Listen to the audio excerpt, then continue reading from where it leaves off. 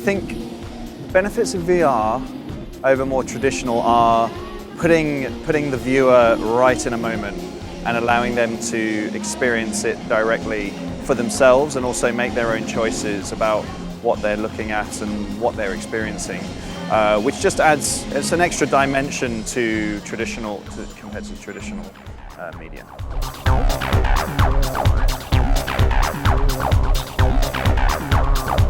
So the current creative realities a lot of them are based on making the right choices as to whether or not you should do a VR experience, the kind of output you want that experience to have, whether it's sort of a mass market output for many people to experience them on mobile devices, or whether you want to do something with the more complex technology which requires, you know, bigger computer systems and things like that, and other R&D.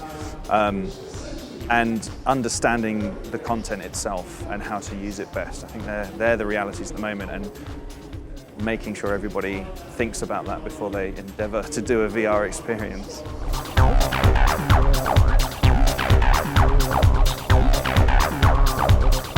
So that's important because there are many aspects to the process. You know, there's the conceptual aspects of what the experience might actually be and the story you might be wanting to tell or the product you're wanting to show off.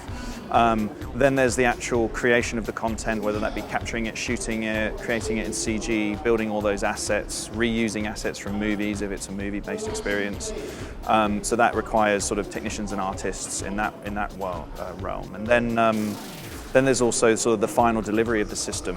Of the experience, which you know, you're still using all traditional people like sound designers and graders and things like that, but then you've also got to potentially build an app which would run on a mobile phone, or you've got to build a small environment to put on a stunt in a location, which then requires sort of set builders and technicians to build hydraulic systems. And so the disciplines go across the board, from coders to builders to artists to everything.